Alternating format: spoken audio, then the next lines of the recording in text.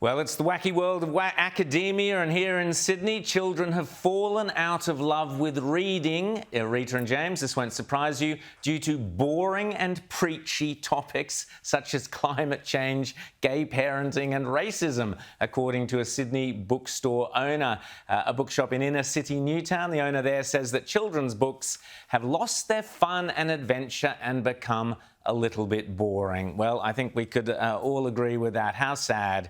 How sad what is going on. James, it gets worse though. The Lindfield Learning Centre, great story there in the Daily Telegraph this week.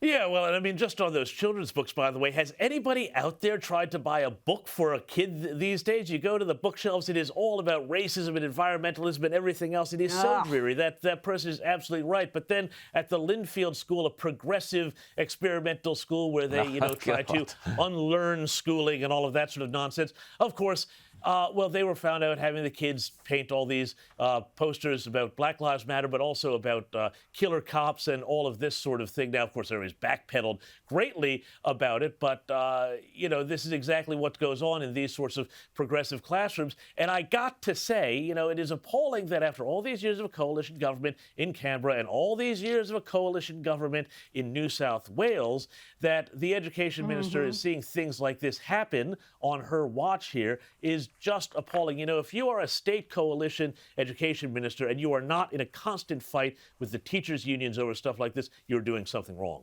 Yeah, but it would help, James, if the Prime Minister didn't say, oh, I don't care if people are too woke or not woke enough. It means nothing to me. And culture wars, they don't create jobs. Our children are being sacrificed on this neo-Marxist altar, and it has to stop. Where is the government? Where is the leadership putting their foot down and saying no more?